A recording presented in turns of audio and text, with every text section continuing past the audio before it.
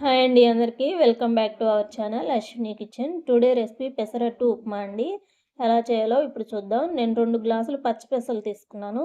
Half glass rice తీసుకొని నానబెట్టుకోవాలి. Night అంతా నానబెట్టుకోవాలండి వీటిని.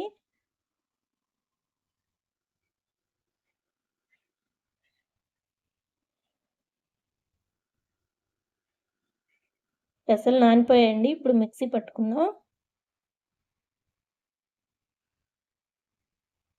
దీంట్లో 4 పచ్చిమిర్చి, కొన్ని అల్లం ముక్కలు వేసుకొని మిక్సీ పట్టుకుందాం.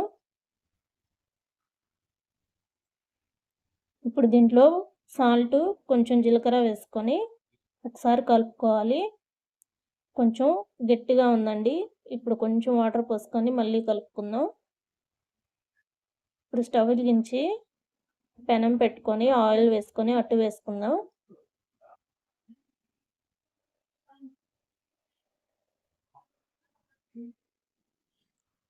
అట్టు కొంచెం కాలాక పైన కూడా ఆయిల్ వేసుకుందామండి.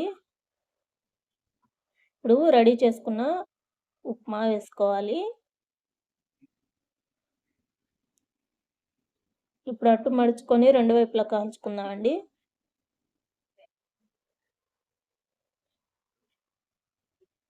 అంతేనండి, పెసరట్టు ఉప్మా రెడీ అయిపోయింది. వీడియో నచ్చితే లైక్ చేయండి, ఛానల్ని సబ్స్క్రైబ్ చేయండి. Thank you for watching.